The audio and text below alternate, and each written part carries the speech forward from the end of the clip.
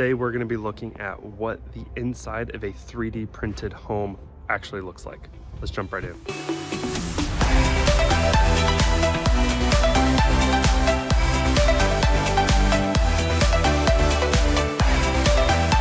We're here in Georgetown, Texas, and we are going to be touring the Rune floor plan, 2,000 square feet, 3 beds, 2 baths. So these are 3D printed homes. They're built entirely out of concrete, and they are built by LAR, which is a nationwide home builder, and Icon, which is a 3D printing company. So they kind of have a partnership together. And this is what a 3D printed home looks like. So first thing you're gonna notice that's very different is all the walls have these ridges. So that's what the concrete looks like when it comes out. So it's just like a giant tube, and it just makes the outline of the house, and that's how you get it. It's kind of like if you've ever seen a 3D printer work, it kind of just like puts down the concrete hardens, and then it puts the next layer on top. So the interesting thing is, in addition to all these ridges, these are all smooth walls. There's no hard corners. So unlike traditional drywall where it's, all 90-degree angles. So it's very interesting, they make the island more rounded because of that. So it's very different. You can tell, just by like the kitchen, it's hard to tell that it's a 3D printed home. Everything in here seems normal. It's just once you start looking at the walls, you can tell that it's different. The floors in here are polished concrete. That's just a style choice.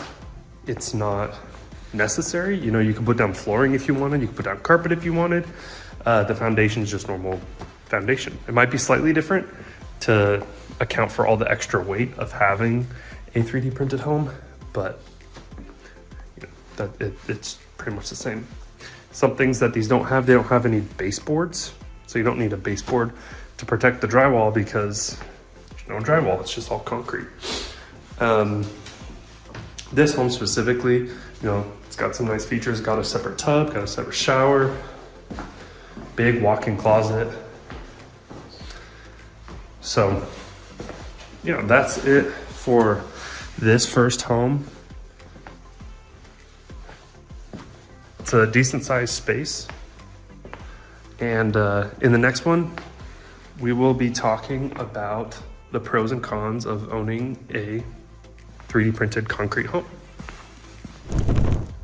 This next home is the Nye floor plan. Again, around 2,000 square feet. This one's actually 3 beds, 2.5 baths. So similar size, but different floor plan.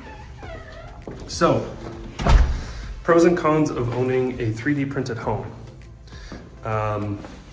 Well, this is interesting. They have like a little mini fridge set up, and it's supposed to be like an office setup. So, pros and cons. Pros, it's cheaper to build. It uses less labor, so it's a lot more affordable to make these homes. So that's one of the biggest ones, is instead of having, if you're gonna throw up walls and drywall, and you're gonna have 3 or 4 crews that you're gonna have to coordinate. They're gonna have to, have their own specialties of what they do best. Like you'll have a framer come in, you'll have a drywall guy come in. And when it's concrete, it's just one crew and they just manage the machine. So labor costs are down. You're only sourcing concrete. You're not sourcing all of the other items that go into building a home. So costs are down. First pro. Another pro is these homes are a lot more durable than a traditional home. So these homes have higher tornado and hurricane ratings. They will last much longer. So if storms come in, these ones are gonna last longer than your traditional built home. So that's another pro. And those are the main pros that I can think of off the top of my head. Cons. First con, it's very different. I wish they smoothed these out when they were done, because you can really tell. I think it would look better if you textured the walls and made them look like a normal home. So that's the first con, is it looks like a 3D printed home. It's hard to make these ones not look like a 3D printed home. Second con, for me, the biggest con is you're gonna have to like dust these things because they're just gonna be dust caked on it forever. So you better get like a Swiffer Sweeper subscription. So I feel like you're just gonna be dusting for the rest of your life. So that's the second con. Third con, these are new. This one in Georgetown is one of the first communities in the United States to offer this. So the demand for it isn't fully tested, I'll say. It's still early in the development process. Obviously they have a full neighborhood here and it's, you know, almost done being completed, but it's not like a nationwide demand yet. So you might be jumping in a little early. So that's a con. And then the fourth con is the company that created these just announced that in the next 2 months, they are going to be scaling back their workforce by about 25%. So potentially they have some, you know, weakening demand. They maybe aren't getting the same contracts that they were expecting. So they might not have a future. So I'm recording this in January 2025. So in March 2025, they're gonna be coming back to the workforce. So potentially you could be buying a product that there might not be a lot of supply of in the future. So that just goes to weakening demand, which you don't wanna buy a house that has weakening demand. So those are the main cons that I see for this. So that's it for this one. We're gonna go jump in the next home. This one is the Jorn. This is 1977 square feet, 3 bed, 2 bath.